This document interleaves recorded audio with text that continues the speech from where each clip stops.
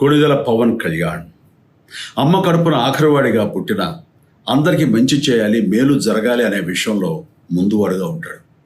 తన గురించి కంటే జనం గురించి ఎక్కువగా ఆలోచించే మనస్తత్వం నా తమ్ముడు కళ్యాణ్ బాబుది. ఎవరైనా అధికారంలోకి వచ్చాక ప్రజలకు ఏదైనా చేయాలనుకుంటారు. కానీ కళ్యాణ్ తన సొంత సంపాదనని కౌలు రైతులు కన్నీళ్లు తుడిచేందుకు ఖర్చు పెట్టడం, సరిహద్దు దగ్గర ప్రాణాలొడ్డి పోరాడే జవాన్ కోసం పెద్ద మొత్తం అందివ్వటం, అలాగే మత్స్యకారులు ఇంకా ఎందరికో తాను చేసిన సహాయం చూస్తుంటే ఇలాంటి నాయకుడు కదా జనానికి కావాల్సింది అనిపిస్తుంది. ఒక రకంగా చెప్పాలంటే సినిమాలోకి తను బలవంతంగా వచ్చాడు, రాజకీయాల్లో మాత్రం ఇష్టంతోనే వచ్చాడు. ఏ తల్లికైనా తన కొడుకు కష్టపడుతుంటే గుండె తరుక్కుపోతుంది. అలాగే ఏ అన్నకైనా తన తమ్ముడు అనవసరంగా మాటలు పడుతుంటే బాధ వేస్తుంది. అలా బాధపడుతున్న నా తల్లికి ఈ అన్నయ్యగా ఒక మాట చెప్పాను.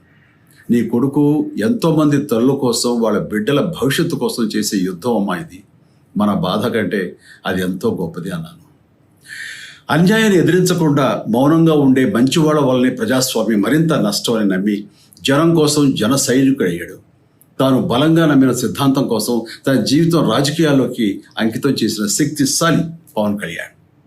ప్రజల కోసం, రాష్ట్ర భవిష్యత్తు కోసం ఆ శక్తిని వినియోగించాలి అంటే చట్టసభలో అతని గొంతు మనం వినాలి. జనమే జయను నమ్మే జనసేనాని ఏమి చేయగలడో చూడాలంటే మీరు పిఠాపురం ప్రజలు కళ్యాణ్ని గెలిపించాలి. మీకు సేవకుడుగా, సైనికుడుగా అండగా నిలబడతాడు. మీకోసం ఏమైనా సరే కలబడతాడు, మీ కళ నిజం చేస్తాడు. పిఠాపురం వాస్తవ్యులకు మీ చిరంజీవి విన్నపం.